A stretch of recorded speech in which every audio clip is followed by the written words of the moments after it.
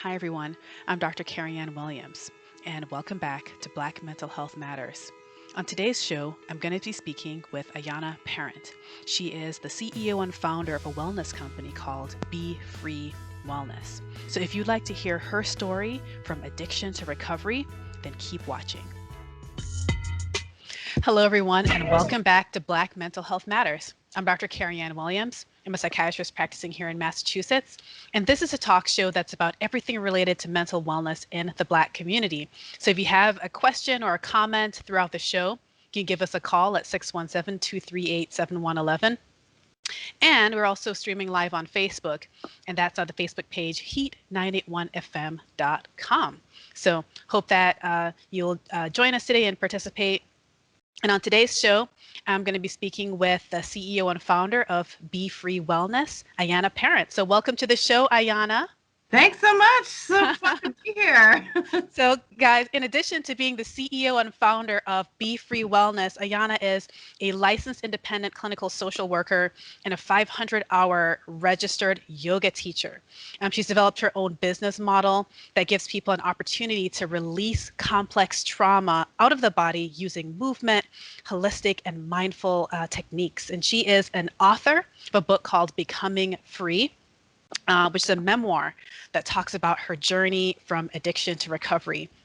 She's also the co-host of a podcast that's called Fit Fat Chat, and it's about body positivity and accessible movement.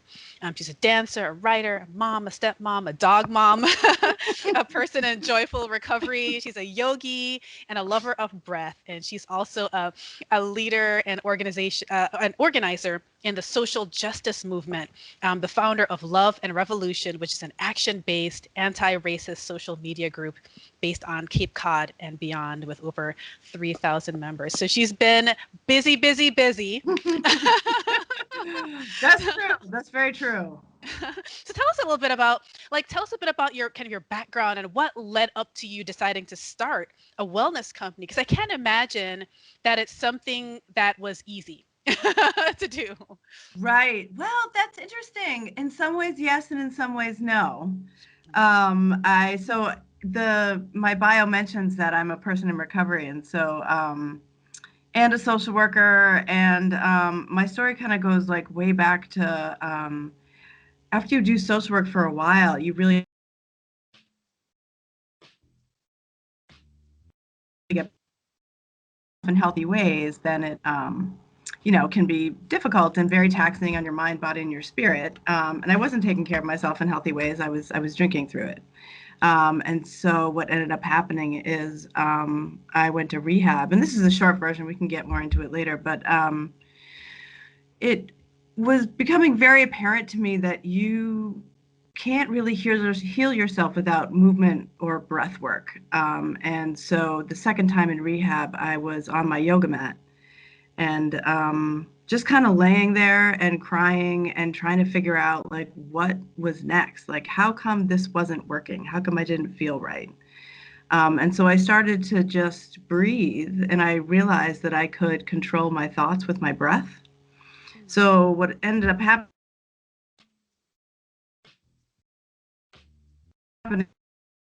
up, and instead of just wishing it away, I was on my mat and I would cry through it and use my breath. And so I would sort of just be with those negative thoughts, but then I would use my breath and then come up with another, say, like positive mantra or, you are strong, you can do this type of thing. And so I was on my mat and I did that basically for 28 days in my second rehab stay. And what I would end up doing is writing everything down after I would do that on my mat. And at the end, when I was getting discharged, I realized, oh my gosh, I've written a business model. So all of the pieces of breath work and yoga poses and, all these things that I was writing down ended up being like a manual for how you could do this yourself. And so from that moment on, I just vowed to make this available to other people and to design a 3-month coaching model, which teaches people how to do this themselves, and then have a studio myself, which has movement and mindfulness and all kinds of classes and workshops and retreats. So that's how it started, was right on my yoga mat. Wow. And so, when you think about it, you kind of like are trying to heal and you're doing all this writing and you realize, wait a second, have this manual for like what helped me. I should share this with other people. How did you kind of begin to do that? I mean, did you know that you wanted to just kind of launch a business, or were you just kind of sharing it with people individually and they kind of said, "Hey, you should do the business with this." Like how did that kind of unfold? Yeah, oh, that's a good question. So I knew that I wanted to share it with people. I didn't know what it was going to look like. I knew it was a coaching model, but I hadn't like written specifics yet. Like I had the sort of the skeleton of it. And so what I did was kind of like what we do when we want to manifest something, but we're not really sure. Like I'm a big believer in the universe, and the universe will guide you. So I met with a bunch of friends, and we had what was called a sushi club way before COVID, and we used to meet and just talk and like, just go over business stuff and what's going on in our world. And we were trying to figure out like what could this business be named. And my friend Riva is like, well, how do you want people to feel when they're done with your coaching? And I was like, oh my God, I want them to feel free like I did when I left rehab that second time. And then, so I just was playing around with the acronyms. So free actually means find, recover, evolve, and enjoy. And Find, so recover, recovery, evolve, and enjoy. Okay. yeah, yeah. So the recover part, we don't look at recovery as just addiction in terms of substance use. We look at recovery from anything, because we're all recovering from something, right? So lots of people use, it could be food, it could be cigarettes, could be porn, could be, anything, could be, a lot of times right now it's the screen, right? So it's our phones. Yeah. We get a lot of people, especially since COVID, are like cannot live without the phone or the computer, right? Yeah. So that whole piece of it came, just so that's how the name came about. And then I went, I went and I started going to networking meetings, and they would ask me, what do you do? And I said, oh, I'm the owner of Be Free. I hadn't done anything yet. And then they would start asking me, oh, like, what's that about? And I would just like start rambling, right? So I just started practicing. And then they were like, oh my God, that's so great. Like, what do you do? Like, how do you do that? So I would just, off the top of my head. And then, so I started like being like, okay, this is, people are really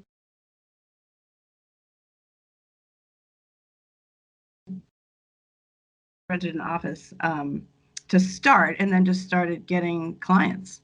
And from there, I was teaching classes all over the place, but it was really apparent that I could offer a business model where people could see me individually, but then also take part in the classes, more like a wellness center type thing. So about a year or so later, I ended up getting my own studio.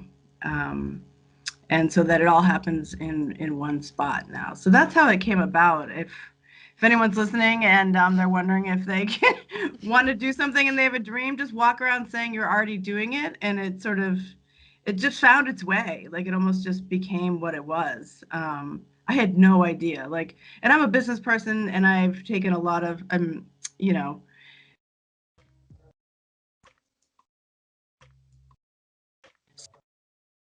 per se. Do you know what I mean? So that, you kind of got to follow your gut in a lot of this stuff.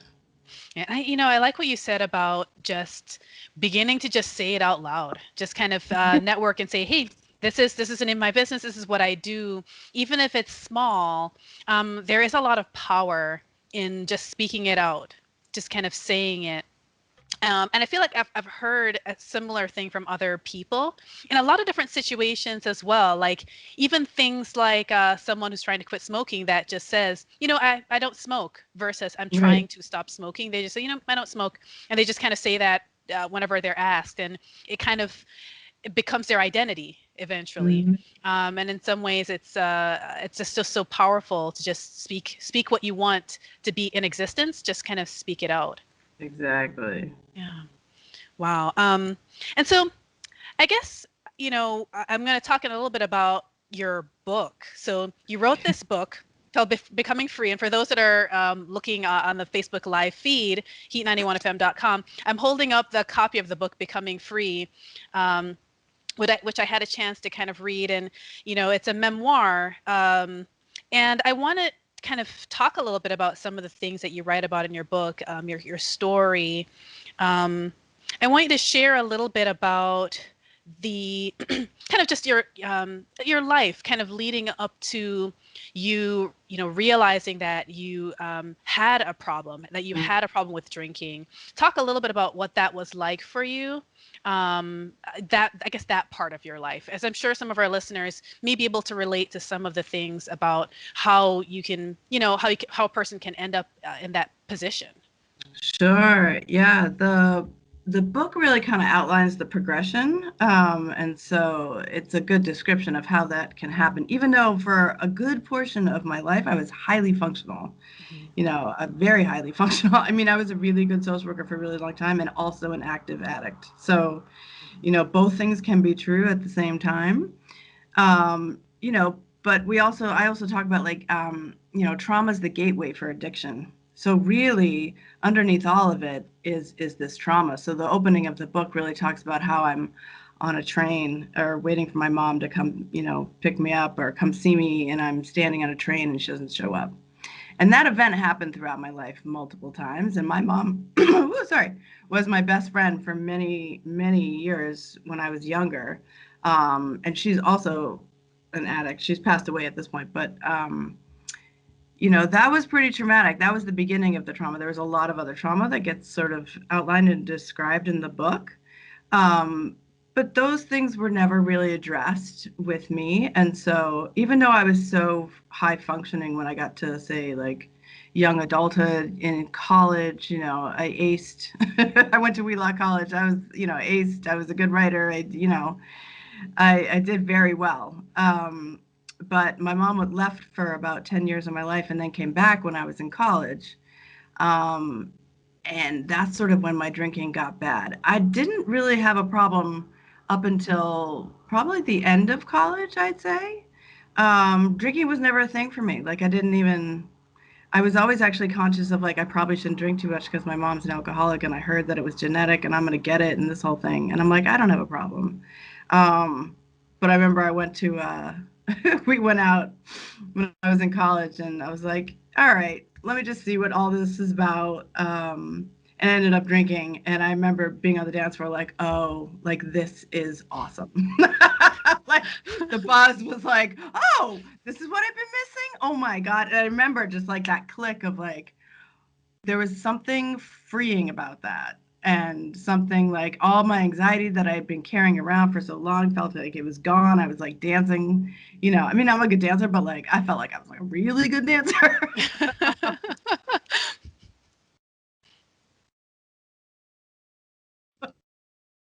Almost, it was almost like, it's unconscious in the beginning and unconscious for a while, I would say, for lots of people, but certainly for myself. And then just the progression got worse. And sometimes it was okay where I managed outside, socially with people, but no one knew for years the drinking that I was doing by myself alone. And so that's sort of, I talk about that in the book too, of just like what I was doing to myself privately, and how that progression went. So that's sort of how it started. And I think it's kind of an important point for a lot of our listeners to know is how as you mentioned, you can be so functional, right? Like, people would never really know, unless they were very, very close to you, most likely. Um, and and then the other aspect of what I wanted to kind of flow into is the writing part of things. So Mm. of course you write the memoir, but also in your book you talk about that, the idea of writing. So I want you to talk a little bit about what writing does for you, how you discovered that you liked writing, and yeah, just talk a little bit about that. Yeah, I always had a journal as a teenager. And I would actually write letters to my mom because she was on the streets and pretty active and homeless. And that's why she was gone for 10 years. And so I'd write letters to her as if, because I had no other way of accessing her. And we actually did find out that when she died, I cleaned out her apartment and she was actually writing letters to me too, which was like a pretty incredible moment. So I would always just journal and write it just to try to get some of the stuff out that I was feeling and, scared about my mom and all these things. And then that sort of developed into college, in which actually I was pulled over, but not pulled over, like not in a car, but like pulled out of a class.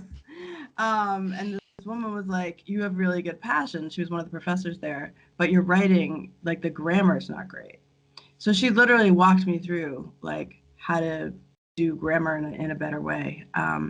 And so then it took off because I had the language there. I just didn't have the grammar. Wasn't really there. So that was my freshman year, and that was a catalyst to like really writing papers, and then having them get published in the library. I mean, that was a big deal back then. Yeah, yeah. The library, you know.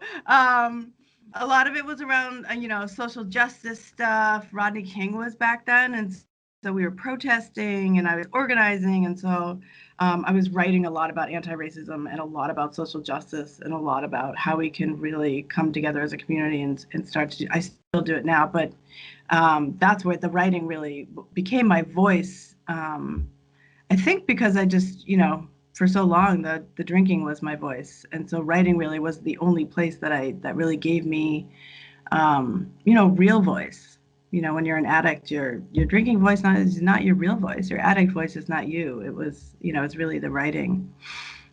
And I think about writing, and I've mentioned on the show before this idea of journaling. And, whereas, there's never a one size fits all. I know there's some people that don't like to write, and that's okay. But there's something about writing that's very, it does a lot of things. One is it's very organizing, right? In order to get your thoughts out on paper, you have to kind of take whatever jumble of thoughts is in your mind, and you have to write it into a coherent sentence of some kind, right? Right. Which inherently that process is organizing. But then also it kind of displaces a thought from your mind onto a piece of paper. So now you can look at it and you can actually now examine it. So I think it aids with self-reflection because now you can see it, as well as think it, and you can kind of like evaluate it and kind of process it. And then the other thing is if it's a person's desire to share it, it's in a form that's also shareable. And whether they want to read it to somebody or give it to somebody to read it and say, let me explain to you how I'm thinking and feeling. Sometimes it just makes it, it kind of facilitates your ability to kind of share and express yourself with people around you. I don't know if you agree with that or if you have any thoughts about that, but that's how I kind of think about writing. No, yeah, I think the one thing it did for me was allow me to reflect back on my behavior and my thoughts and how those related to other traumas. And then so it just helped me understand why I was doing certain things that I was doing.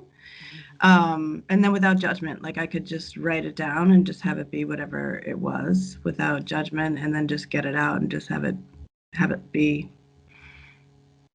Wow. And so now, in your kind of your bio, you mentioned that you you run this wellness company, Be Free. You just mentioned that it is, the Find, Recover, Evolve, and Enjoy. Yeah. And how long have you had this company?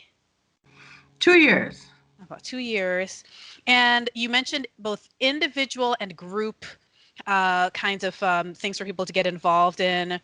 Um, how do people, I guess, what, I guess, what's the range of things that are offered Sure. through Be Free? Yeah. So we do my signature thing is probably my individual coaching model, which is the 3-month model, which helps people get. And I say complex trauma. The only reason I say that is because usually the people that come to me have been in therapy for years, and it's just not working. And part of the reason for that is people tell their story over and over again, and what ends up happening is those things get stuck back in your body. So, for example, if you're, sexually abused as a kid and you tell that story over and over again, and the therapist is pulling out of you all this stuff, you're coming up with coping strategies and different ways to manage and heal. But every time someone speaks those words, they don't realize that actually gets stuck in your body. So it gets stuck for everyone in different places. It can get stuck in your shoulders, your back, your body is tense. For me, it's grinding my teeth at night a lot. Like I get very stressed. Um, and so the model really helps people sort of teach them how to move that stuff out of their body, and they don't actually have to tell me the story over and over again. I have Ah, all I need to know is like what what happened. They could even say sexual abuse. I don't actually need to know the dynamics of it, right? Because I know what sexual abuse does to the body, right? It's trauma's very similar. Treating trauma is very similar. It's almost all the same. Even I'm not discounting anyone's experience of, sexual abuse or physical abuse, but for each person, all I need to know is how it affects them specifically. And then how is it that it's sort of hindering their way of life? So, for example, I do a lot of work with like veterans or first responders that deal experience PTSD on a constant basis. And so not only do they have PTSD, but they're actively working in the field. So they're heightened all the time. So they're in fight flight all the time. And that on the body is so taxing. It's like that level of adrenaline. I mean, that's when you get sick, those are the reasons why. That causes diabetes, it causes people to be overweight, causes, all kinds of um, illnesses in the body. So really working with those folks, I don't, and I've had people come to me and say, like, I'm not going to tell you that I killed 10 people in war. Like, I'm just not going to have that conversation. It's too hard. Mm-hmm. Who wants to do that? Yeah. He's like, my wife doesn't even know that, right? So I'm like, I get it. And what I do with them is really like restorative yoga, for example. Mm-hmm. So you want to really put people in places in which their body feels safe, but they can start to process what's happened. And so the 3-month model really sort of figures that out. So the first month is really working with people in breath and really grounding them and getting them to breathe in their body. Um, and then the second month is about getting them active, so getting them moving. Obviously, adrenaline and not adrenaline. The endorphins are the one thing that really gets your mind present and the body connection. Um, and then the last month is really figuring out tools and different ways in which you practice all the things that we've learned in coaching. So I always give the example too of someone say they're dealing with alcoholism, and we've worked through the 2 months. I'll have them go drive by a liquor store and use the tools, because everyone is always like, oh, triggers, like I have all these triggers, and then they relapse, right? I don't trigger all triggers are people don't know is that your body and your mind are going back to the moment. So, but it's not the present moment, right? So if we can Mm-hmm. teach ourselves to be in the moment and not go back to that moment and just ground ourselves in that, oh my gosh, we're just in this moment. I don't actually want to drink. I don't actually that in this moment that liquor my body what it used to do to your body, right? It's like you get all this, like your mouth starts to water, your heart pumps, you start sweating, all this physical reaction. All you need to know is that's your body's reaction to something in the past. So the 3-month model really teaches people that. And then I do more of a formal model of clinical therapy. So I also provide that and take insurances for that. The private coaching is just private coaching. So that's private pay. And then we do a variety of different movement and exercise classes. So there's Zumba, there's Pound, there's what else do we have?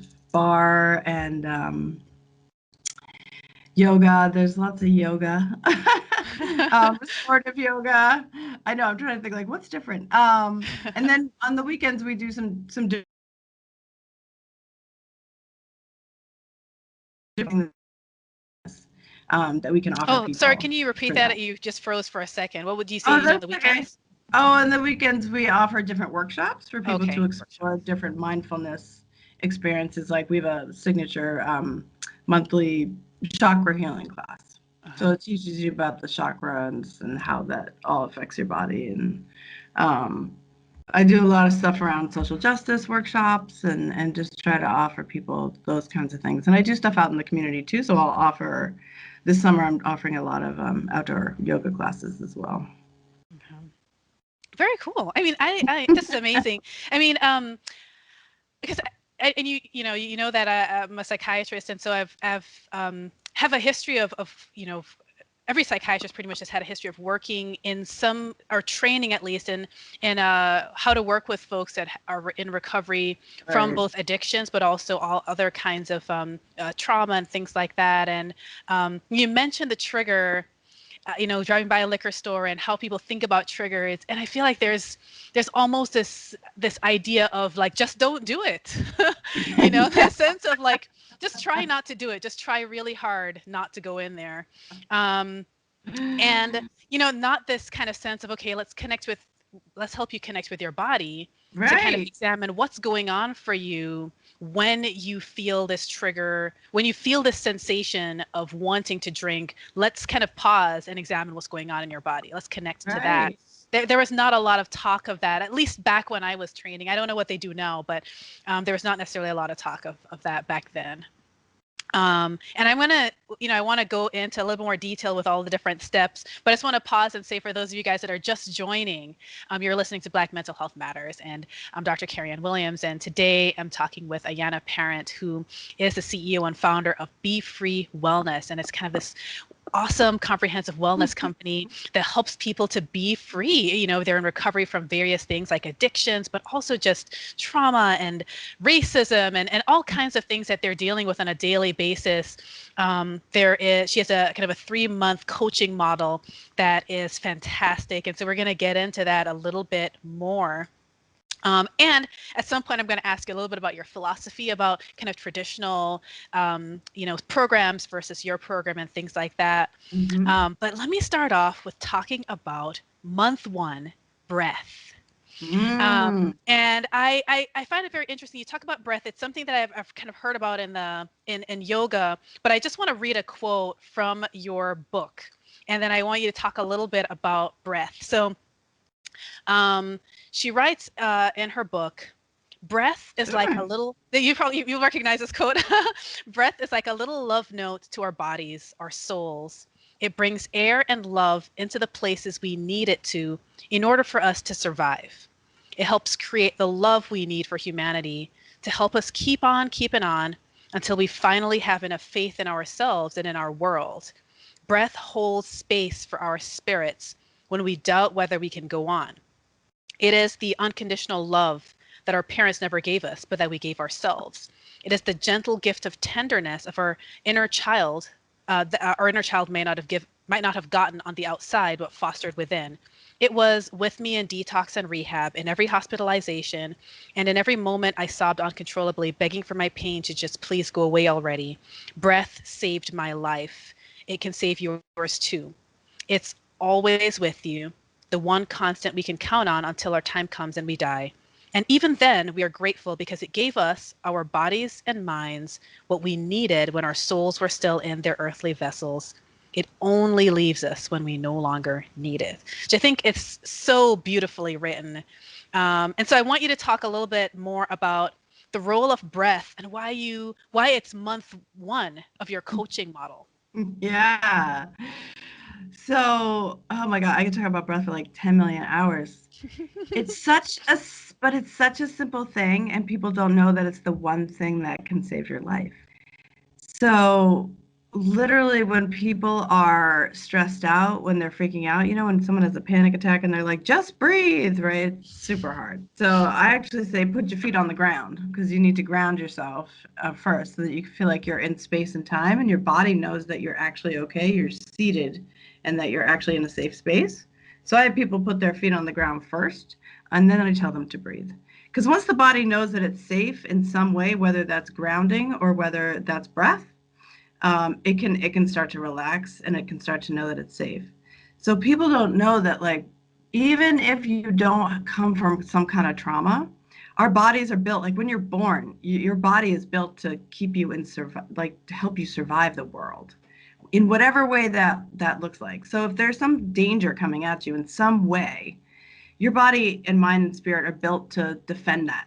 Like that's a constant sort of thing that happens when we're born. That's just a constant thing that happens, which is in some ways super cool. But in some ways that gets disrupted sometimes very early, right? If we have trauma that's really early.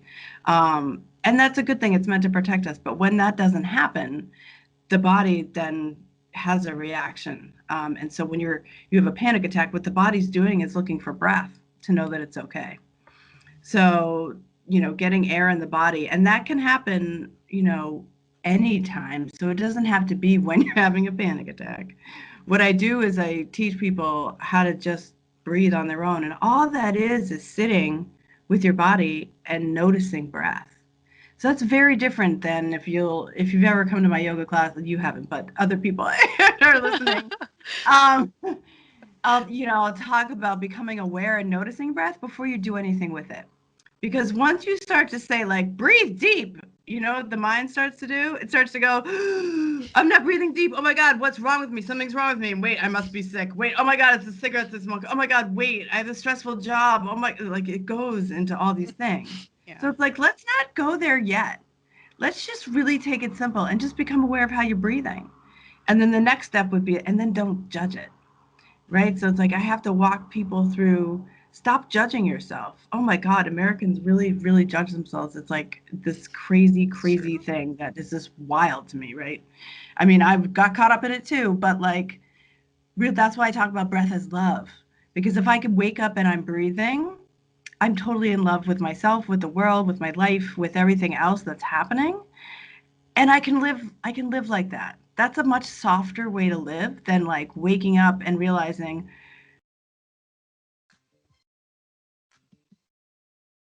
I've so I think it's really, getting breath in the body is the one most important thing about, de-stressing or getting people to live a happier, healthy life.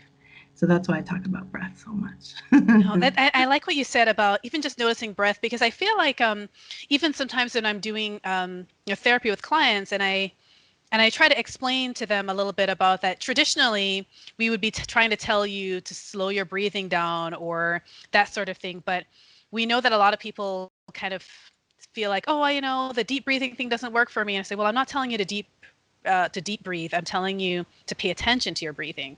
Right. And I found that that is actually very much more effective to pay attention to your breathing versus trying to do this or that with it. So I guess I can connect with what you're saying about noticing your breath and then trying not to judge it, not really kind of place some kind of judgment on it. Because then, yeah, that's not helpful in that moment.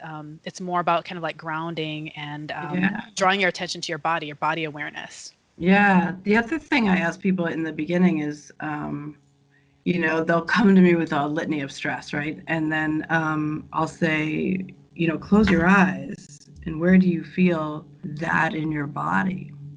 And it's usually not when they close their eyes, you think it's in your shoulders, right? Because we're all like this Yeah. um, a lot, right? You're on the computer because their shoulders hurt probably on a daily basis just because stress lives up there. Yeah. But sometimes they'll be like, no, actually, it's in the back of my right lower back. And Hmm. I'm like, okay, that makes sense, right? Because then all of a sudden they don't like yoga and they haven't done all these things, and I'm like, well, your trauma's living there, so we Yeah. gotta get it out of there, right? And so then I teach them how to actually bring breath to that part of their body, and all that really is, it sounds real sophisticated. It's closing your eyes and bringing like watching the breath move to that part of your body and then watching the stress go. So you can literally create any experience you want by using your body and your breath. Wow. As And can I ask one physical. question about that? And can I ask one Yeah. question about that? Because I know there's sometimes I come up across some folks that don't want to close their eyes. Is it okay Oh, if people keep their the eyes open? Can it still work? yeah, because some people that have real severe trauma are like, Yeah. no, because it brings up they automatically go right to the visions. Yeah, that was me in the beginning.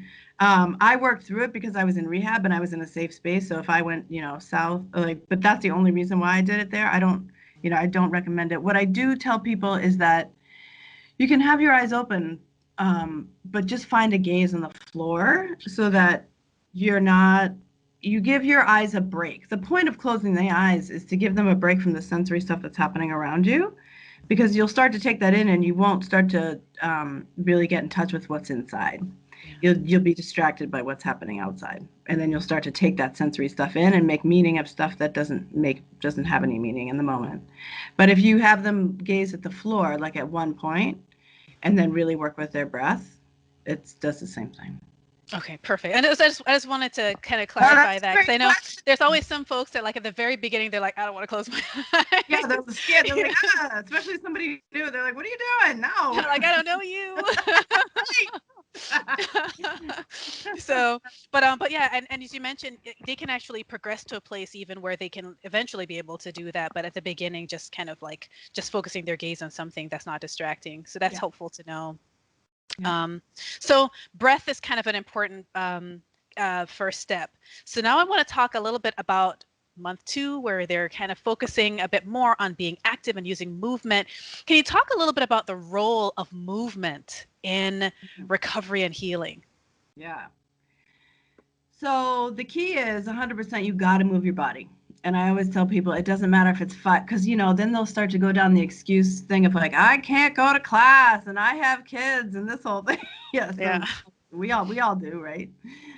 It doesn't matter if it's 5 or 10 minutes, but you got to get some kind of movement. Go for a 5 minute walk, right? The role that plays, it's similar to breath in that you have to connect with your body in some way. And that really allows your body to de-stress enough so that you can function and start to, manage things in a more positive way. And I mean, the one thing I also tell people is, where does joy come from? Mm. Lots of people can't answer that in the beginning and they start to cry and it's like this whole thing, but it's okay. Like, but what movement does for your body is to access joy. And so Mm. that's such a great key of doing that. And even if it's hard, right? So I have people do strength training. A lot of that is really so that you can tap into your inner power. Like Mm-hmm. we're all strong, and we don't know that, right? Especially people that I talk about in my podcast of people that have large bodies. They're super strong, right? But they have this notion that they're not because they're big. It's Mm. totally not true, right? Or we can get some of the stuff in our bodies out. So, like for women that have experienced domestic violence, say, they're in such a victim role and it's really hard to get them out of there that I'll have like one of those medicine balls and I'll have them throw it against my wall and I'll Mm-hmm. have them picture the person and just get it out, get it like because they feel like they don't have any control. But what we can do is really control the moment. So it's like you can be pissed off at him, and we're gonna, throw this ball, and we're gonna scream, and we're gonna yell, and we're gonna get that out, and then we're gonna breathe, and then we're gonna meditate, and we're gonna do some yoga, and you're gonna be on your way. But that over time can really integrate the difference between thinking about the moment and that person, like you don't have control, to I'm pissed off, it's not gonna wreck me. I have some more control. I can use my tools, which are movement in some way, and then I can move on. So that's why movement is so great. Wow. Yeah. I mean, it's I like what you said about this feeling strong, like tapping into your inner power, and this idea of who told us that we weren't strong? Like where did we get this from? Right. Because it affects so many of us, whether you're male or female or whatever. Like it affects a lot of us. This feeling of like not being strong, this feeling of not being able to make a change, of not being able to make it that difference. So, so one of the things that movement will do is help to kind of access that feeling of inner strength in your body, but also helps you to access the joy. Yeah. Um, and one of the things that I've said on this show too is that like just biologically, physiologically, there's something about movement that will also help the body heal too. There's Yeah. like it's backed up by biology basically. Right, right. And I have nothing to get against medicine at all. I know you're a psychiatrist. I think it's great. However, I also think that movement and breath do the same thing. Yeah, Lots and it's and longer lots of lasting. times It's and longer in lasting. lots of areas. So Yeah. yeah, and it's one of the things that I've kind of often said to folks, because one of my areas is treating trauma, is that when you do things like the approaches where you use movement and your body, the effects are longer lasting versus a medication, which if you ran out of your 30-day script, the symptoms would start returning, that sort of thing. And sometimes the meds can't really solve complex trauma, which is, you know what I mean? Like it's a very, very incomplete solution. It can help with certain little things like sleep and so on, but it's not a real full solution. But the other thing I wanted to ask about was, so you talked about Pound, Oh which I yeah. had not heard of before. Really? Pound Pro. I had not. And maybe because I'm not in exercise circles, I'm not an exercise person, but what is Pound Pro? So it pounds. It's a cardio fit class using drumsticks. So they're plastic drumsticks called ripsticks. Uh-huh. It's the best. It's the best. So after I got trained in yoga, for some reason I was like, all right, I need something else. Like I just because yoga's slow and I love using the yoga and the breath. And I taught Zumba for years and I loved it, but I was kind of looking for something different. And this new thing came along, which is called Pound, and it's literally like hitting the ground with drumsticks, and you literally become the music.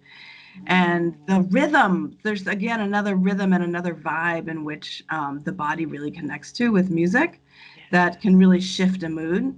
And so I was finding that like if I was like having a bad day and I went to Pound, immediately gone, like within minutes. It was amazing. And then if you just get that all that yucky stuff out, and it's 45 minutes, and it's quick, it's hard, but it's totally doable, and the music's so loud. Like I love really loud music.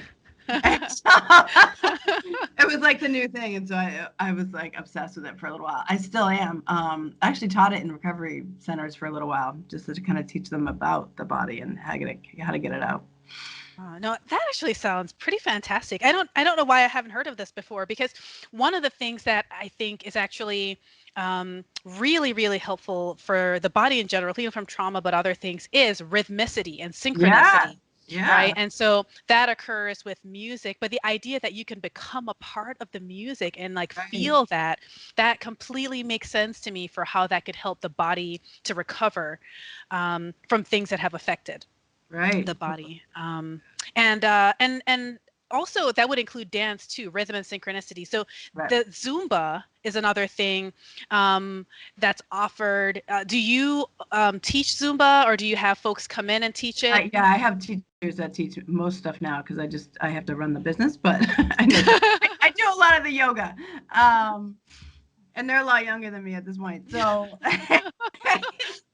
I taught Pound 4 days a week for a couple years there, but when you're older, it's a little taxing on your body. But anyway, um, yeah, Zumba's something we offer. It's like, lots of people know it and they love to dance. But what you'll find is like I tell people after when I do workshops and they do Zumba, at the end, I'll be like, everybody look in the mirror. They're beaming. They're beaming with just like the experience. And all we did was 45 minutes of put some music on and shake our booties, right? But it was so freeing, right? It's so great. So I think dance is another way to just really connect with the body and release sort of, or just connect with joy, just have fun. And part of the other thing with healing with Be Free that I think we've tapped into that maybe some other places haven't is that we create a community. So I know that like there's gyms and there's all kinds of other stuff, but we really look at everyone that comes through our doors as our family, and whether that's dysfunctional or functional, we all know that we are dealing with something that's in there and that we're aware of it and we're working it out. And so that premise alone really connects people to each other. And we know like isolation is huge, especially with COVID, but isolation is also one of the things that contributes to suicidalness, depression, anxiety, and a big component of addiction. So we try to, counteract all of that just by creating community in which everyone's loved. So the community is, I think, one of the missing links from some kinds of treatments. It seems so with your wellness program, you're able to offer both individual and group settings. Mm-hmm. So people have that time if they would like to. They can engage potentially kind of one to one, but then they also have the community. You have the Right, community, exactly. yeah, Yep. yeah, which I think is so helpful. Mm-hmm. So. Again, for those that may be just joining, you're listening to Black Mental Health Matters. I'm Dr. Carryann Williams, and Today I'm talking with Ayanna Parrent, who is running a wellness company. And I wanted to, and for those of you, if you have questions or comments, you can call in at 617-238-7111. That's 617-238-7111. Or you can follow along on the live stream. We're streaming live on Facebook on the page heat981fm.com. So that's heat981fm.com, that Facebook page, if you want to follow along, or even if you just want to see us. And I wanted to kind of just talk a little bit about I guess what your thoughts are about traditional recovery programs, because some people find them helpful, some people don't. Right. And kind of tell us a little bit about your thoughts about it at this point as you reflect on, because you've attended the traditional things in the past, and now you have this. Yeah, talk a little bit about that. Yeah. So what ends up happening is, like, when you leave rehab, they, tell you to find a sponsor and go to AA, right? And like, what? Like, I mean, that's great. And then to get a therapist and all those other things. And people, really live by the AA model in terms of helping people in recovery. But it's such an outdated model, especially when you think about just creating your own tools, right? So if the part that really works for people in sort of the AA tradition is the community, right? So that's it's just the community, really, that really connects them to each other. And that's why people go. The 12 steps are great. There's nothing wrong with them. I don't want to bash AA at all. But they're also really good tools to live by, like whether you're in recovery or not, right? They're just really, it's a guide, right? It's a guide, but it's not the end all be all. Yeah. And so people really hone into like you have to go to AA or NA or any of those things. At my studio, we have what's called Refuge Recovery. And that's a Buddhist approach to recovery. And so those are hugely attended classes. And we do 20 minutes of meditation. We do 20 minutes of reading the book, which really just talks about connecting to meditation and how that relates to recovery. And then it's an open talk circle, so you can share and connect with people in any way. And I found that is the most effective approach. At this point in time, I've seen people drastically change in short amount of times. In AA, for whatever reason, I've seen people, you come in the halls, as they say, and then 10 years later, they're talking about how they relapsed, right? So something's not working. If that's the case, and we're all relapsing at such high rates, something's missing. So what's missing? The meditation, the movement, and the mindfulness, which is why I created my business. Because if you are like, say you're like, I want to drink, I'm triggered by something, and you don't have the tools within the next 5 minutes of how you're going to manage that, right? The trigger only lasts like what? I don't even know what the minutes are, but it's not very long, right? It's like a minute or something like that. If they're like, we'll call somebody, you call 3 people, they don't answer. The next meeting is in 20 minutes and you have to get in your car, right? And you're going to go by a liquor store on the way. Of course you're going to relapse, right? But so we can't just be like, you didn't go to a meeting and that's why you relapsed. No. It has to do with, you got to get some internal control over managing that emotion. And I hate the word triggers because it just sort of, it becomes sort of like, I'll work with people in recovery and I'll be like, well, why'd you relapse? And they'll be like, oh, I didn't go to my meeting at work, my program, and I got triggered. Like, no. You didn't get triggered. You didn't focus. You didn't pay attention to yourself.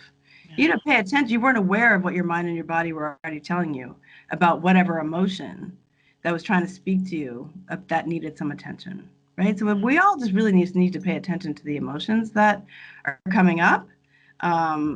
Because 99.9% of the time, that's why people use or substances or anything that's really not healthy for them. They're trying to quell something or fix something or make something go away. And it obviously never works, right? Yeah, true. Yeah. So I just think that piece is missing so much from, like, in rehab, if they're not teaching people how to use their breath and move their body from the beginning, then we're really doing people a disservice. The fact that I had to sit all day long for 8 hours alone. Well, I mean, they're like, at the end of the day, go to the gym, go to this, go to that. It's like maybe 1 hour a day, but it's not mandatory. Why would I do that, right? And in some ways, going to the gym does not necessarily automatically mean a community. You could just be working Right. out by yourself and then go home Right. and be by yourself again. Right. Exactly. So yeah, I'm drawn to this idea of the model leading to more visible change in a shorter period of time. Um, and I guess I'm curious to know, you mentioned that you have seen this change. And I want to know some of the feedback that you get from people that have, gone through your wellness program and have engaged. But in addition to that, I want you to comment on whether you come across some people who are resistant and maybe they're either not ready to change or they're kind of like, oh, I don't want to do that. To talk a little bit about the feedback and then people that maybe are not engaging. Yeah, I mean, it's both. Most people, by the time they find me, what I often hear is like they're ready. Okay. So for whatever reason, by the time they've gotten to me, they really want to change and Okay. they really want to do this. So they're not as resistant. What ends up happening is part of, I call it coaching instead of therapy because um, I can be more flexible in terms of what I share about myself and, social work and therapy that we're bound by all these rules. With coaching, we don't need to be. I can do whatever I want in terms of, the coaching model, and I can hold people accountable. So it really is like, did you do your breath work today? Did you? And if you didn't, what's getting in the way? Like, it's really holding people accountable to this model. Not to be mean, not to get, but sometimes that's just what people need, right? They just need to be held accountable for taking care of themselves because forever people haven't, Yeah. you know. Yeah. And so the people that are resistant, I think sometimes what you'll see is it takes longer than the month. So like for breath work, people are just struggling to do it on their own. And so Okay. it's just they're not able to, like, I want them to be able to quote meditate. Meditate really is just sitting, becoming aware of your breath and getting still. It's not some fancy thing. So I really want people to be able to practice that on their own. Sometimes that's a struggle. And so I extend the time. So that's what you'll see. Part of the model is too, they have to go to classes at the studio. Sometimes they just won't. The variety of different reasons for that. So we'll have to, work with that and or do more movement together or, figure that whole thing out. Um, Sometimes you'll see more trauma pop up. Um, Okay. so that it's not a hurdle. It's just I'll extend their time for a month because it's a whole different thing that they came in with. Because sometimes, when you're meditating, you haven't done before, you're can come, things get present that Yeah. you didn't know it was present before. And it's nothing horrible or bad, but they're like, I had this memory I didn't know was there. Yeah. Yeah, And we so, definitely see that happen when people are finally getting regulated enough to right, like deal with what's underneath the surface. It suddenly right, comes up. Yeah. yeah. Yeah. So we'll see that a lot, and then I'll just be like, I want to extend you need to stay with me for another month in order to just make sure that that's taken care of and healed and that kind of thing. But not any sort of major resistance. People are really wanting a different way to live, I think. Yeah. But so Yeah. it actually turns out to be pretty attractive to people, I think. So now, how are your services paid for? I mean, people paying out of pocket? Are things covered by insurance? Is there anything that's kind of a part of package deal? Like, is it a Yeah. subscription? Like, how does it work? Yeah, we are. It's probably multifaceted at this point because we're a nonprofit as far as January 2021. So we don't have the full thing. Our application went in, so we have to. We're waiting. It should be here any second. But we operate as a 501(c)(3). But so there's multiple ways that we do it. The private pay for the coaching remains. I take insurance for just clinical therapy. And then there's package deals for the classes. And then there's like a package deal for coaching and classes. There's private just yoga, there's private personal training, there's private energy work, energy healing. I do Reiki as well, which is just sort of an energy healing piece. So there's lots of different, you know, prices and packages, and if people buy a certain amount, then we work with them. But the cool thing is that because we are a nonprofit now, we do have grants that are coming in. Awesome. No one is turned away, and if someone can't pay, that's to like we work with Figure them. something out. We got Figure a something out. yeah That's scholarship. awesome. So Yeah, now, you're so right now with the pandemic, you have like, can people do things online, or because I know you're in Cape Cod, what if someone that's not in that area wants to connect with you? Oh, How yeah, can I they do do that? the coaching I can do online. Yeah, Okay. absolutely. All right. Well, thank you so much for coming on the show today. It was so exciting to have you. You guys check out her book, Becoming Free. Check out her podcast, Fit Fat Chat. Check out, and I don't know how people get into the Facebook group, but Love and Revolution, I guess they probably will ask to join if they would want Yeah, it. you just search it and then ask to join. You can get in there.